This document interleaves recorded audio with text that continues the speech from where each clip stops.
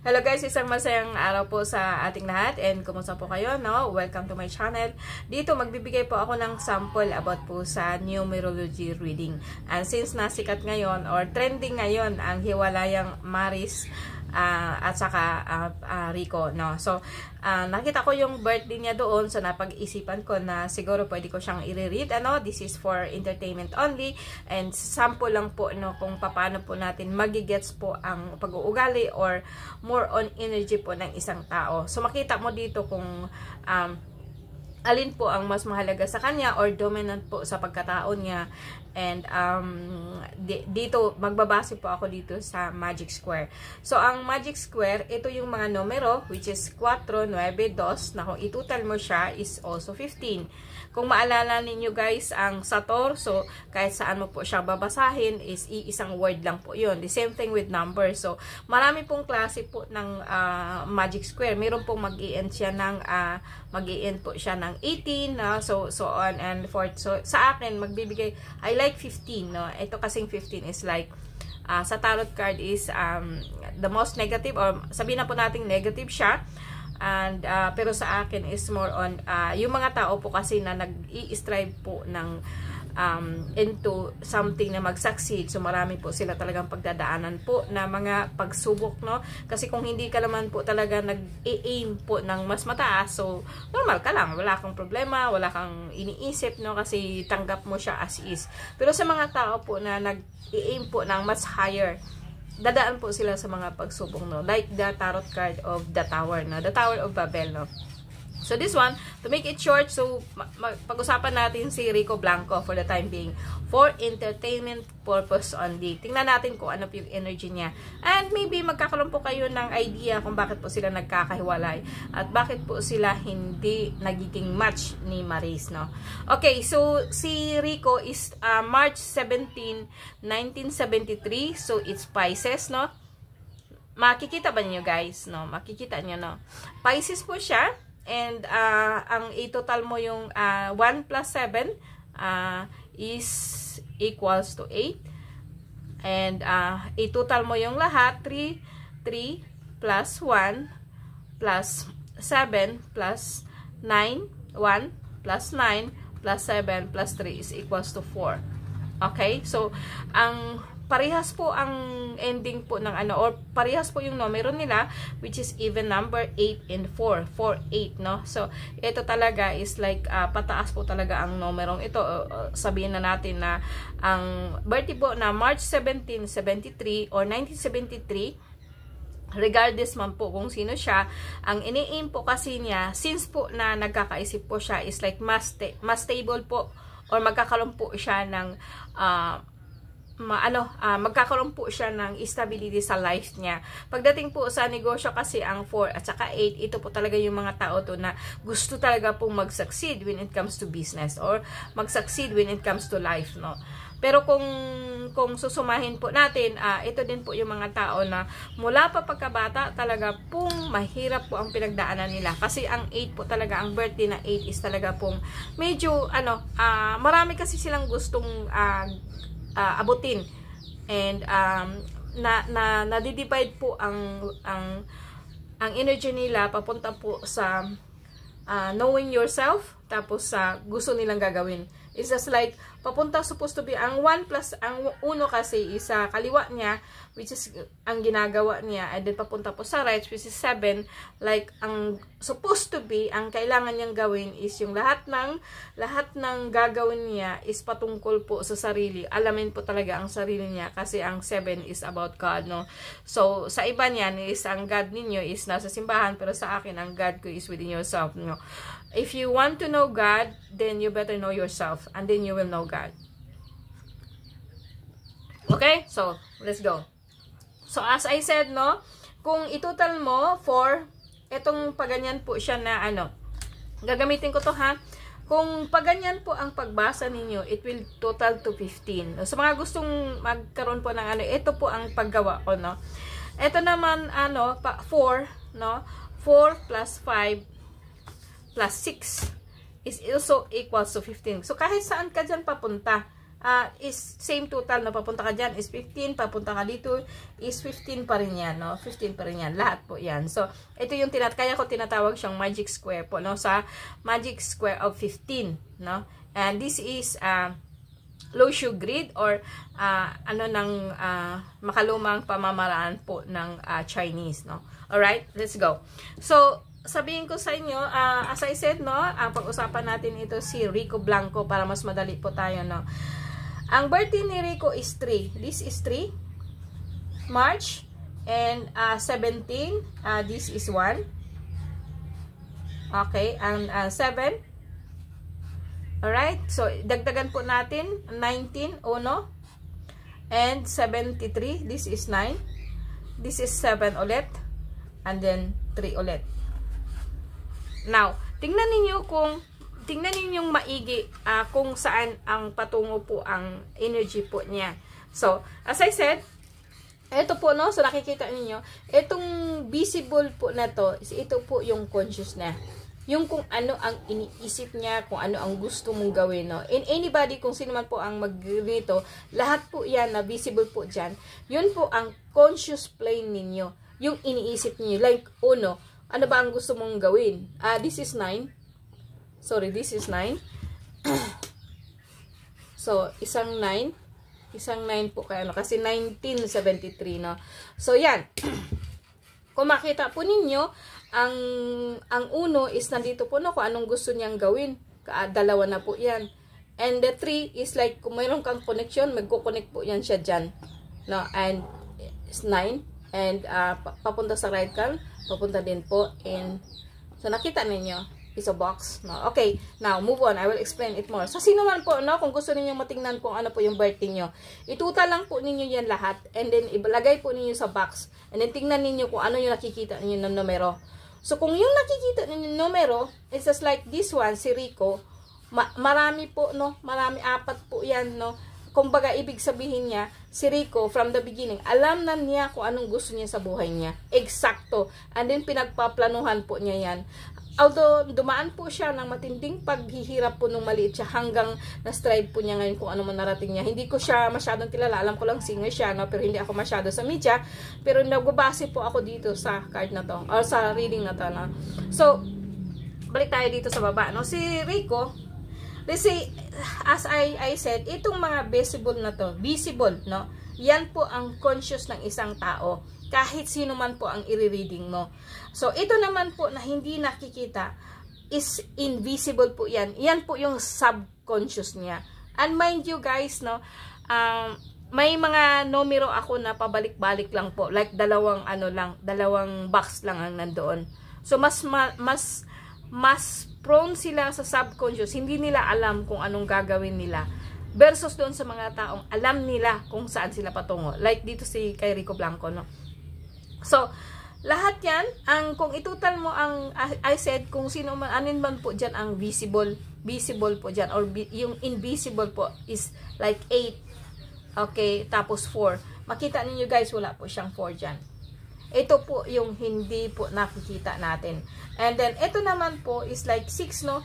So, pag-usapan natin yung kung ano muna yung unang makikita mo o ano yung conscious talaga na gusto ni Rico. Number 1 po, dalawa yung uno niya. So, ibig sabihin, masikap, nagtatrabaho ito, as much as possible, ginagawa niyang gabi, ang araw-gabi, no? Walang pahinga to. Dahil gusto po talaga niyang magkaroon. Okay? Magkaroon siya ng something. And since na 1, 2, 3 po. So, itong si Rico is like, lahat din naman ng ginagawa niya, may mga swerte na parating sa kanya. It's just like I said, nakaplano po ang lahat ng gustong mangyari sa buhay niya, no? So, ito naman yung left brain, ito yung right brain. Ito yung tinatawag ko kung right hemisphere po ng pag-iisip niya. Tingnan mo guys, no? 2 7. So, either left or right, or kung paano mag-isip si ang gusto niya yung nangyayari po yun sa pamamagitan po ng by changing things, no? Kasi ang 7 plus 7 is 14, but focus tayo sa 17, 7, bali si Rico is like, meron din po kasi siyang intuition, like, he really believe he can do this, like, malakas po ang pakiramdam niya sa sarili niya that he can do this thing, or kahit po makipag siya sa ibang tao, alam niya na these people is like deep inside, nakikita niya ang taong to, like malakas po ang energy niya, no. 7 is a positive number of the sun and positive number po ng the moon. So pag araw at buwan, malakas po ang pakiramdam niya, no? Like bukas po ang ESP niya, bukas po ang intuition niya, like itong tao to hindi maganda, no? Hindi maganda ang intention sa kanya, like nababasa niya ang tao kung mabait ba sa maano ba sa kanya, ganon, no. So kumbaga sa akin, malakas ang intuition niya. Dagdagan mo po na isa po siyang Pisces, no. And then lahat din ng ginagawa niya is like papunta din po doon sa 9, which is 9 is completion, like natin yung bagang from 1 to 9, actually sakop niya itong 9. So lahat ng ginagawa ni Rico, like sa buhay niya is dinidenote din po niya kahit papaano po sa mga tao. Okay ba ito sa mga tao, like hindi nakakatulong ba siya sa mga tao, like iniisip din niya morely sa masa, sa mga as a community, no, sa mga yung bagang kumbaga sa akin is like, hindi ko siya kilala ha, pero nasa-sense ko siya na parang itong si Rico is like may malumanay siya, feminine, like parang mahinhin po siya when it comes. Nakaplano po ang lahat ng gagawin niya, pero hindi siya maingay, hindi siya hambugero, hindi siya mapagkumbaba siya kung titingnan ko ditong card niya. Although sabihin na po kasi natin na ang 3 kasi is nagdi-denote po yan ng kasikatan, yung sikat ka, yung like I said nga, marami kang kaibigan pero maraming nakakilala sa iyo, pero pagdating po sa love, parang mailap itong 3 kasi swerte talaga yun sa pera, sa swerte, pero kung minsan magkakaroon din siya ng problema sa pag-ibig kasi dahil nga po kung ang lalaki or babae is like siloso, ganon, no. So hindi niya mafe-feel yun na siya lang ang buhay o siya lang ang nag-iisang mahalaga sa buhay po ng sinuman na nagdadala po ng numero 3, no. Pagdating naman po sa 7, no, so lahat din po ng aspiration niya spiritually papunta po sa tao, sa ibang tao. So kung makita ninyo guys, square, eksaktong square yan. Okay? Yan, makita ninyo. Dagdagan mo pa na 4 ang destiny line niya. Ang path life niya is 8. Okay? Kita ninyo? No? So hindi na ako nagkukwenta po ba guys ng pangalan ng birthday. Doon na lang tayo sa birthday niya mismo pag-usap. Kasi ang lawak po nito, hindi po matatapos yung video natin. So, sabihin po natin na itong si Rico at the age of 51, kasi 73, magkaedad lang kami, no? Mas matanda lang siya sa akin ng buwan. So, sabihin po natin na 51. So, mula pa pagkabata, mula pa nung nagkaisip siya, ang lahat ng ginagawa po niya is merong swerte. Although makita mo itong 4, sabihin lang natin na ang 4 kasi strife. Kasi parang yan ayaw kung ano po yung alam mo, hindi ka na po magbabago, nandyan na rin po yung conservative ka, and 4 is denote po siya, madali lang guys, no. Ano po yan sa Saturn, no, which is very conservative, old people, old tradition, mahilig po siya sa mga ganyan. So, balik tayo. So, sabihin natin ng pag-ugali ni Rico is like kung ano yung natutunan niya, kung ano yung nalaman niya, nag-i-stick siya doon, no. Siguro lalo na ngayon nagkakaedad na siya, ayaw na po niya yung pabago-bago, palipat-lipat, kasi nabuo na po niya yung pundasyon niya. And siguro si Maris kasi very young, so gusto pa po niyang mayroon pang gusto sa buhay, ganito, ganyan. Siguro si Maris kasi bata pa, gusto talagang maatim kung anong gusto niya mangyari sa buhay niya, while si Rico is settled na. And kumbaga sa akin, hindi niya kaya spiritually ang hilig ni Maris, kasi as I said, si Maris bata pa. Hindi ko tiningnan yung numerology niya, pero I think kung titingnan ninyo si Rico is like siya po yung steady, siya po yung kontento na siya po yung may na-atim na, na-achieve na, and he doesn't want to go more. Gusto lang po niya mag-settle po sa isang lugar until the end. Pero si ano is ang subconscious niya is 4, merong 4, merong 8, no, and 9. Wala lang po talaga sa kanya is 2 and 6. So sa akin, ang kulang lang sa kanya is 6, is just like family.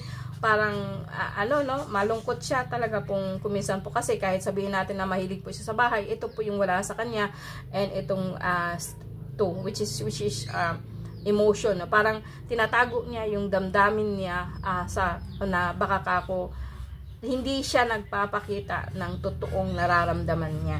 Okay, period. Okay, now 4, 3, 4. So lahat po actually, and 7 plus 7 is also 14, was to 5. So, meron din po siya yan. So, ito lang po talaga ang wala sa kanya, yung 2 at saka 6. Lahat po yan is working na nasa kanya po, no? So, sa akin, pero itong visible na nakikita ninyo is like a box, no? So, siya po talaga, yung ugali niya is like, yeah, you know, yung kasabihan po na, if you want to grow, then you get out of the box, no? Comfort zone ang tinatawag. Pero siya kasi settled na. Ano pa ba ang hahanapin niya? Nandiyan na sa kanya lahat. Like sabihin natin, ang kulang na lang sa kanya is like yung family, yung emotion, yung hindi niya kayang i-handle, yung mga pag nagagalit siya, hindi niya pinapakita. Kung nagsiselos siya, hindi niya pinapakita yon. Sa dahilan na po na ayaw po niya ng argument, kasi ang 6 is argument, no, like galing na siya doon, galing na siya sa sitwasyon po na ayaw na niya ng pabago-bago, gusto niya ng settle, ayaw na po niya ng gulo.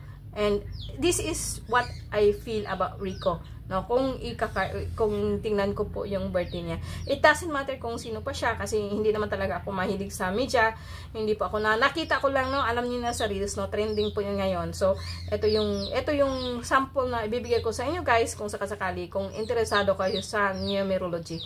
Actually, ang hirap, ang sa akin, mas naniniwala ako sa numerology kung pag-aaralan ko ang isang tao. Kaso lang po, this is only a tip of the iceberg. Hindi lang po talaga ito. Kung talagang so ima-match mo siya doon sa astrology niya, so sa sign niya, sa sun niya, so ay, ang hirap po. Kaya bibira lang po akong nagbabasa nito, kasi ano po siya, yung parang mahirap siya, pero this is the only way kung saan makikita mo kung ano yung pagkatao mo. Kasi as I said, kung gusto mo talagang malaman mo ang ama, or malaman mo kung paano ginawa ang ama, para alam mo rin, kung gusto mong malaman kung paano ginawa ng ama ang mundo, then pag-aralan mo rin kung ano yung pwede mong magawa para alam mo kung paano gagawin ang mundo mo. Ganon, no? So, blah blah blah. Sana naintindihan niyo ako. Anyway, so ito yung sample ko guys sa inyo. Sana po hindi siya boring, and